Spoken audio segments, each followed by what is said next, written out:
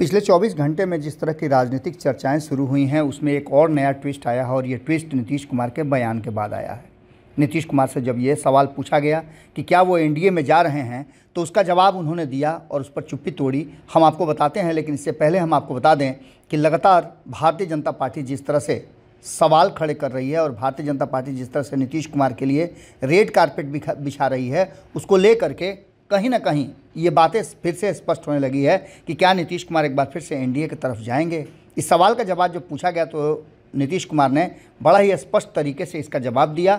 लेकिन उसके ठीक पहले हम आपको बता दें कि नीतीश कुमार कोई बड़ा खेल करने वाले हैं। अब ये सवाल एक बार फिर से लोगों के जेहन में आने लगा है और राजनीतिक गलियारे में चर्चा का विषय बन गया है।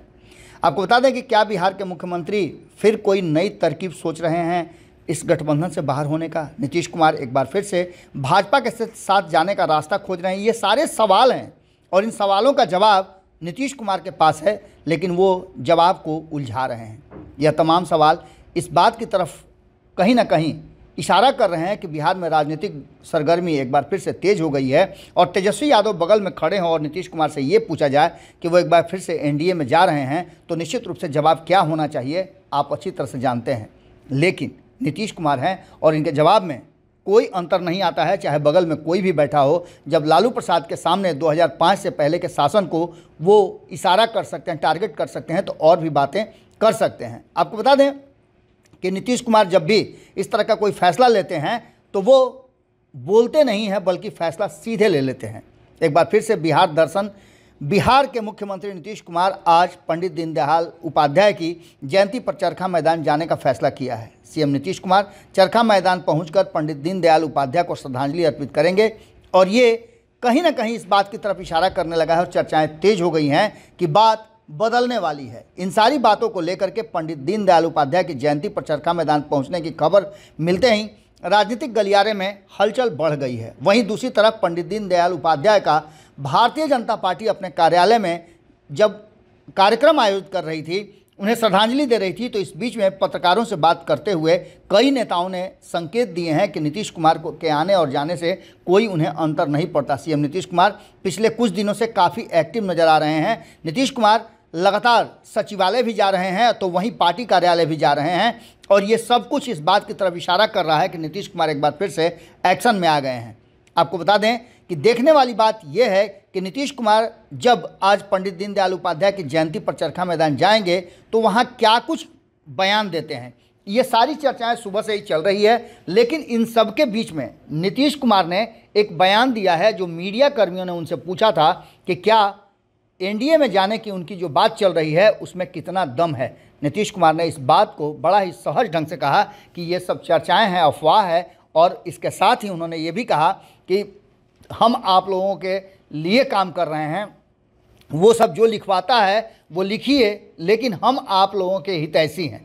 इसका सीधा मतलब है कि नीतीश कुमार कहीं ना कहीं कोई बड़ा फैसला लेने के जुगाड़ में लगे हुए हैं और ये फैसला कभी भी आ सकता है। जो चर्चाएं चल रही हैं कि नीतीश कुमार पाला बदल सकते हैं, उसको लेकर के अब कहीं ना कहीं इस चर्चा का और तेज होना इस बात की तरफ इशारा कर रहा है कि मामला कुछ और है और इसकी चर्चाएं अब होंगी ही।